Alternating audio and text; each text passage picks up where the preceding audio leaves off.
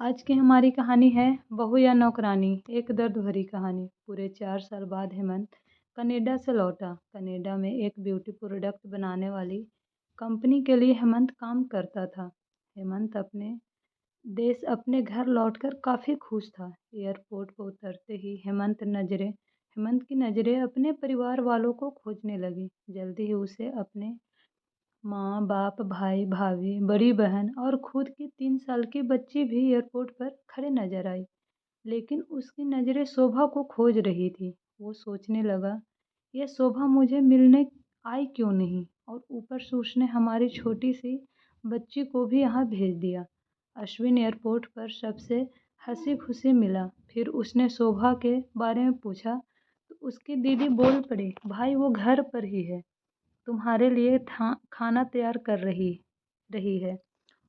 वह तो आज ही तुम्हारे लिए खा- आने की खुशी में काम करने लगी है, वरना वो कोई काम करती कहाँ है। अश्विन ने अपनी बेटी को प्यार से उठा लिया, लेकिन उसकी बेटी उसे देखकर रोने लगी। लो मुझे दो, बच्ची को वह तुम्हें काफ़ी दिनों बाद देख रही है ना, इसलिए पहचान नहीं पा रही होगी। कहते हुए दीदी ने बच्ची को अपने पास ले लिया।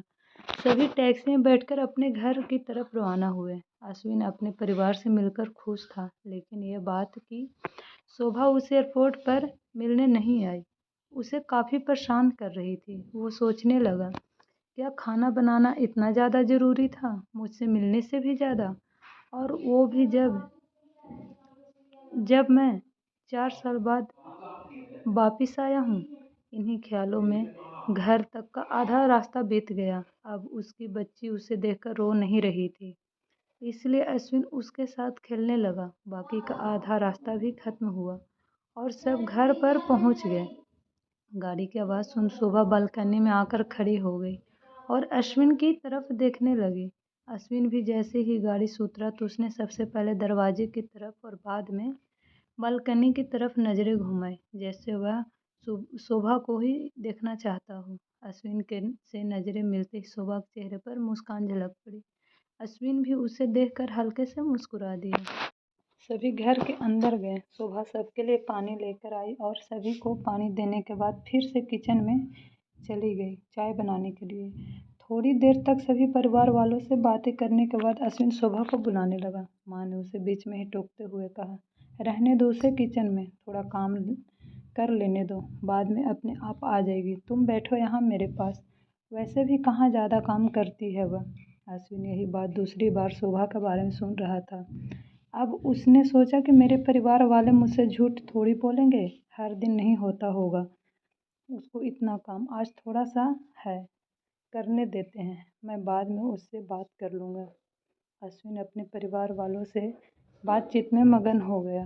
एक के बाद एक रिश्तेदार और पड़ोसी अश्विन को मिलने आते रहे और शोभा को किचन से बाहर निकलने का समय ही नहीं मिला। सभी के लिए चाय बनाना, नाश्ता बनाना, यही करते करते शाम हो गई।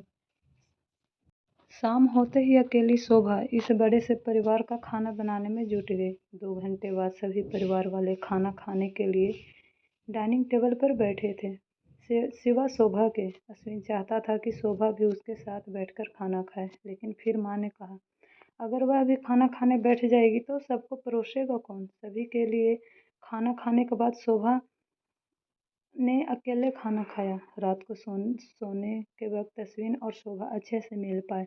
अश्विन शोभा के साथ काफ़ी बातें करना चाहता था, लेकिन वह उसके चेहरे पर थकान और नींद अच्छे से देख सकता था, इसलिए उसने शोभा को परेशान न करने का फैसला किया और उसे सोने दिया। शोभा सोने ही वाली थी कि उसकी छोटी बच्ची रोने लगी, तो शोभा तुरंत उठकर उससे दूध पिलाने के लिए चली गई। अश्विन कब सो गया उसे पता ही नहीं चला। जब सुबह बच्चे की रोने की आवाज़ आने लगे तो अश्विन उठा और शोभा को पुकारने लगा। जब शोभा पास नहीं दिखी तो उसने बच्ची को चुप कराया और फिर से सुला दिया। अश्विन बाद में शोभा को देखने लगा तो शोभा उसे फिर से किचन में ही मिली, जो सुबह सुबह ही जल्दी उठकर घर वालों के चाय नाश्ते की तैयारी में लग गई थी। अब अश्विन सोचने लगा, माँ और दीदी तो कहती थी कि शोभा ज़्यादा काम नहीं करती, लेकिन जो मैं देख रहा हूँ वो तो कुछ और ही है। अश्विन अब समझ गया था, पर वो अपनी माँ को ऐसा नहीं बोल सकता था कि शोभा से ज़्यादा काम ना कराया करो, इसलिए अब उसने खुद ही शोभा की मदद करना शुरू कर दिया था। अश्विन के हाथ बटाने से शोभा को थोड़ा अच्छा लगने लगा था। पहले जहाँ उसका चेहरा थकान से उतरा रहता था, अब उस पर थोड़ी-थोड़ी चमक आने लगी थी। अश्विन ने कुछ दिनों में ही ये महसूस कर लिया था कि शोभा अब वो शोभा नहीं रही थी, जिसे अश्विन शादी करके लाया था। वो तो कोई और थी, जो तोते की तरह बोलती थी। और ये शोभा तो बिल्कुल चुपचाप है, गुमसुम है। ऐसा लगता है जैसे किसी के दबाव में हो, किसी डर की वजह से सहमी हुई हो। अश्विन शोभा को उसके काम में और ज़्यादा मदद करने लगा। अश्विन का ऐसा व्यवहार अब घर वालों को खटकने लगा।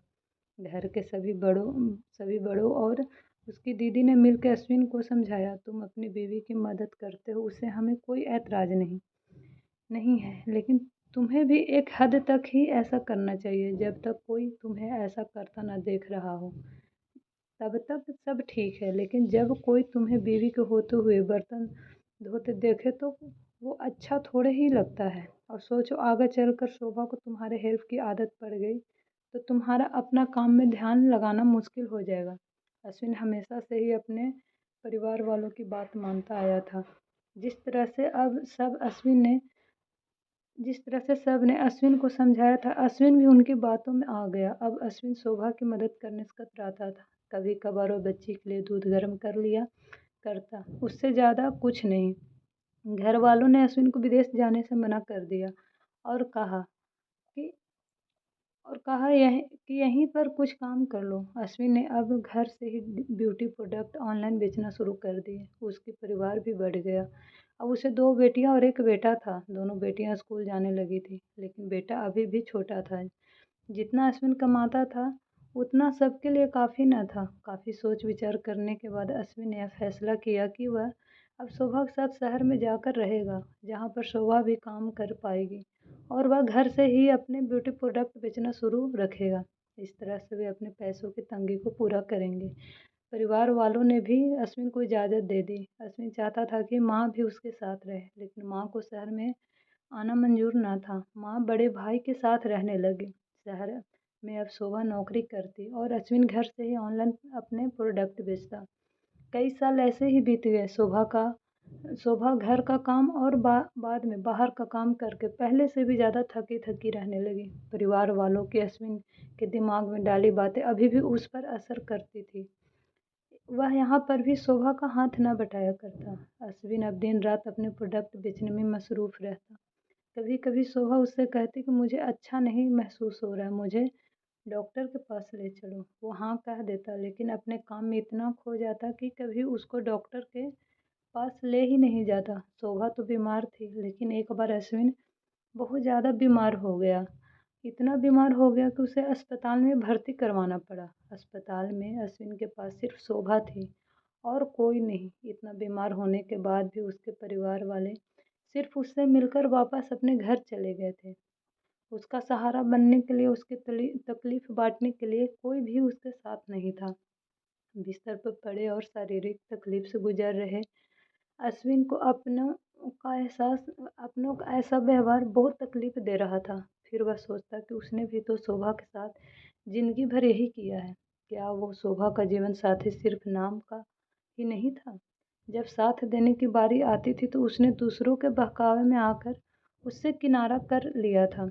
यहाँ तक कि शोभा के खुद अपने मुंह से कहने के बाद भी उसके तकलीफ को वो नज़रअंदाज करता आया था। अश्विन को अब अपना दर्द शोभा के दर्द के आगे मामूली सा लगने लगा। उसके दर्द को ना बांटकर उसने बहुत बड़ा गुनाह किया हो, ऐसा उसे लगने लगा। पश्चाताप के आंसू अश्विन की आंखों से बहने लगे। उसने अपनी सारी गलतियों और गुनाहों के लिए शोभा से माफ़ी मांगी। दोस्तों, जीवन साथी का मतलब होता है जीवन के हर उतार चढ़ाव में, जीवन के हर मोड़ में जो साथ दे। साथ होने और साथ देने में उतना ही फ़र्क होता है जितना सिर्फ वादा करने में और सचमुच वादा निभाने में होता है। अगर आपको ये कहानी पसंद आए तो मेरे चैनल को लाइक एंड सब्सक्राइब ज़रूर कीजिएगा। Thank you so much.